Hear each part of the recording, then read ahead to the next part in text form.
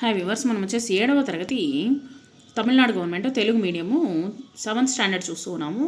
7వ లెసను తృప్తికి మించినటువంటి ఐశ్వర్యము ఏముంది, ఉపవాచకము. ఇక్కడ వచ్చేసి అభ్యాస వేదికలో ప్రశ్నల జవాబులు. మిడాస్ ఏ దేశానికి రాజు? మిడాస్ వచ్చేసి గ్రీకు దేశపు రాజు. మిడాస్ ఎలా మురిసిపోయేవాడు? మిడాస్ రాజభవనంలో ఒక పెద్ద గది నిండా బంగారం ఉండేది, కానీ అతనికి తృప్తి అనేటువంటిది ఉండేది కాదు, సంతోషం ఉండేది కాదు, ఇంకా బంగారం కూడబెట్టాలనేటువంటి ఆశ.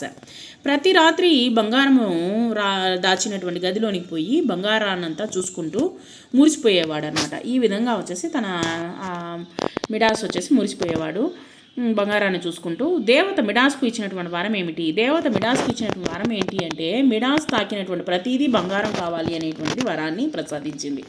మిడాస్ తాకగానే ఏమేమి బంగారంగా మారాయి? మిడాస్ మొట్టమొదట తన పడకను, గదిలోని వస్తువులను తాకాడు. తాను వెళ్ళినటువంటి ఉద్యానవనంలోని పువ్వులను తాకాడు. ఆహార పదార్థాలను, పానీయాలను, తన ముద్దుల కూతుర్ని కూడా బంగారంగా మారిపోయింది. ఈ విధంగా అందరినీ తాకినందువల్ల బంగారంగా మారిపోయాయి. మిడాస్ చివరకు ఏమి అనుకున్నాడు? మిడాస్ చివరకు పడకపై కూర్చొని దురాశ ఎంత చెడ్డదో అనుకున్నాడనమాట. తృప్తిగా ఉండడమే మంచిది అనే అనుకున్నాడు. ఈ విధంగా వచ్చేసి మనకు ఇక్కడ తృప్తికి మించినటువంటి ఐశ్వర్యం ఏమీ లేదు అనేటువంటిది ఈ యొక్క పాఠము మనము ప్రశ్నలు చూసాము.